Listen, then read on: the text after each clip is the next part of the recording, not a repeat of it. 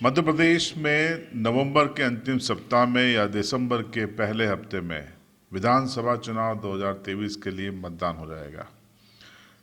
कुछ ही दिनों में तय हो जाएगा कि सरकार किसकी बनेगी। आदर्श आचार संहिता की हम बात करें तो अक्टूबर के अंतिम हफ्ते में ये लगने की संभावना है। लेकिन इस विधानसभा चुनाव में सबसे महत्वपूर्ण चर्चा इस बात को लेकर है कि मध्य प्रदेश के 22% आदिवासी मतदाताओं का रुख क्या होगा, क्योंकि उनका संगठित रुख ही इस प्रदेश की सरकार किसकी होगी ये तय करता है। उदाहरण हमारे सामने है।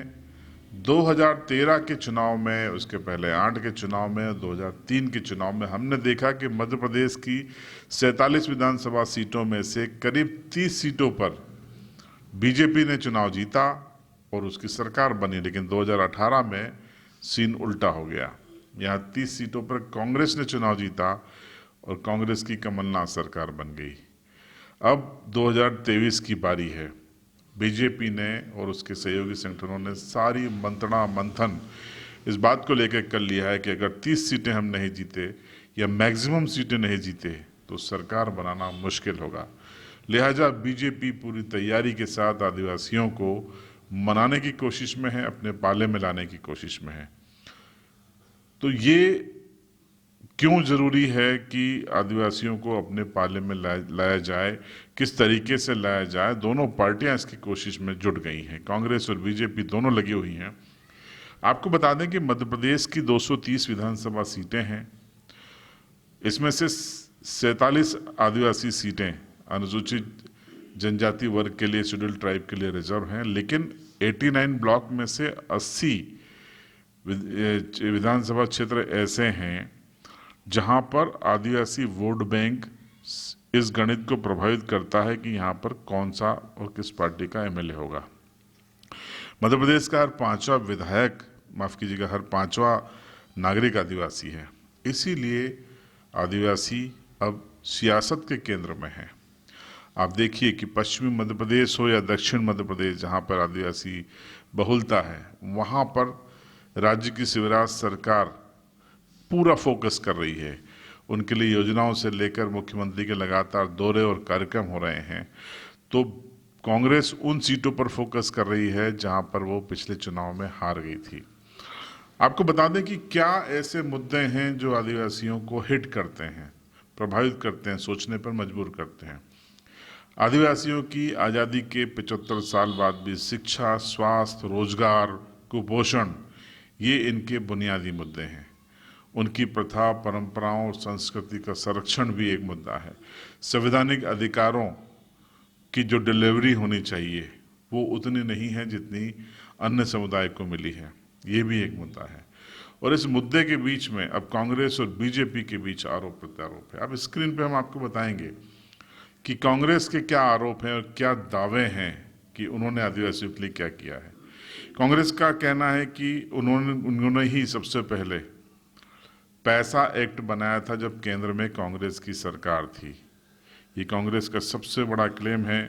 कांग्रेस ने ये भी कहा कि हमने गांव-गांव में फलियों फलियों में स्कूल बनाए, वो कॉन्सेप्ट लेके आए, ईजीएस शालाओं का कॉन्सेप्ट लेके आए, जिससे आदिवासियों को फलीय स्तर पर शिक्षा हासिल करने में मदद मिली।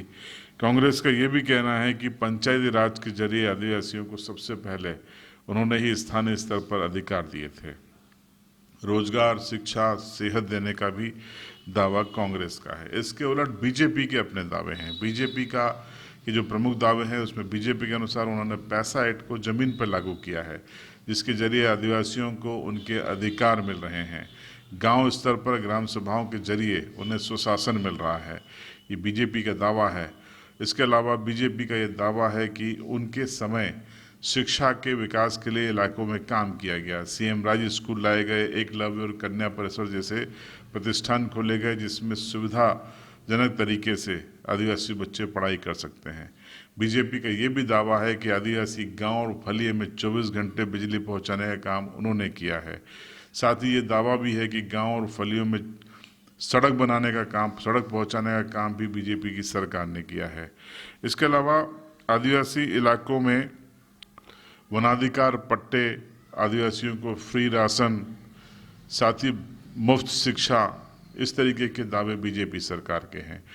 अब ये योजनाएं जो दावे कांग्रेस और बीजेपी दोनों कर रही हैं, वो आदिवासियों तक कितने डिलीवर्ड हुई हैं, ये भी एक बड़ा सवाल है। और अगर डिलीवर्ड हुई हैं तो फिर आदिवासी उसके अनुसार अपना फैसला सुनाएंगे। 2018 की अगर हम बात कर लें तो 2018 में जो सीन बना उसमें जैस एक महत्वपूर्ण फैक्टर था। माना यह गया कि जैस ने जो वातावरण बनाया उसका सीधी फसल कांग्रेस ने काटी थी। तो क्या 2023 में ये फसल फिर से कांग्रेस काट पाएगी?